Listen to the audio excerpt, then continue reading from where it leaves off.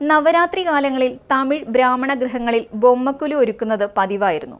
എന്നാൽ കൂട്ടുകുടുംബ വ്യവസ്ഥിതി ഇല്ലാതായി അണുകുടുംബങ്ങളായതും മറ്റു ചില പ്രായോഗിക കാരണങ്ങളാലും ബൊമ്മക്കുലു ഒരുക്കുന്നത് നന്നേ കുറഞ്ഞു വന്നു. ഈ സംസ്കാരം വീണ്ടും ബ്രാഹ്മണ ഗൃഹങ്ങളിൽ എത്തിക്കുക എന്ന ഉദ്ദേശവും സമൂഹ ബൊമ്മക്കുലു സംഘാടകരായ കേരള ബ്രാഹ്മണ സഭ ഭാരവാഹികളിൽ നിറഞ്ഞു നിന്നിരുന്നു. കഴിഞ്ഞ 26 വർഷക്കാലത്തിനകം ബ്രാഹ്മണ സമുദായാംഗങ്ങളിൽ മാത്രമല്ല മറ്റു പല സമുദായങ്ങളിലും ആരാധനാ കേന്ദ്രങ്ങളിലും ബൊമ്മക്കുലു എത്തിക്കുവാൻ സാധിച്ചു എന്നതിൽ സഭാ ഭാരവാഹികൾ കൃതാർത്ഥരാണ്. പുഷ്പഗിരിയിൽ സഭാമന്ദിരങ്ങൾ ദീപവിതാനങ്ങളാൽ അലങ്കൃതമാണ്. സമൂഹ ബൊമ്മക്കുലു പ്രദർശനം ഒക്ടോബർ 3 തുടങ്ങി വിജയദശമി വരെ തുടരും.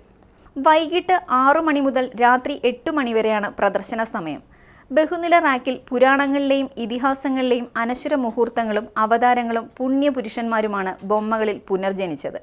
നവരാത്രി നാളുകളിൽ ആയിരക്കണക്കിന് ഭക്തജനങ്ങളാണ് ബൊമ്മക്കുലു ദർശിക്കുവാൻ പുഷ്പഗിരിയിൽ എത്തിച്ചേരാറുള്ളത്. സ്കൂളുകളിൽ നിന്നും നൂറുകണക്കിന് വിദ്യാർത്ഥികളും ബൊമ്മക്കുലു ദർശിച്ച് ആനന്ദിക്കാറുണ്ട്.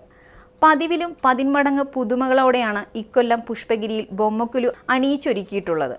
ബൊമ്മക്കുലു ദർശിക്കാൻ എത്തിച്ചേരുന്ന ആയിരങ്ങളെ സ്വീകരിക്കാൻ പുഷ്പഗിരിയിൽ ഒരുക്കങ്ങൾ പൂർത്തിയായതായി സംഘാടക സമിതി ഭാരവാഹികൾ അറിയിച്ചു.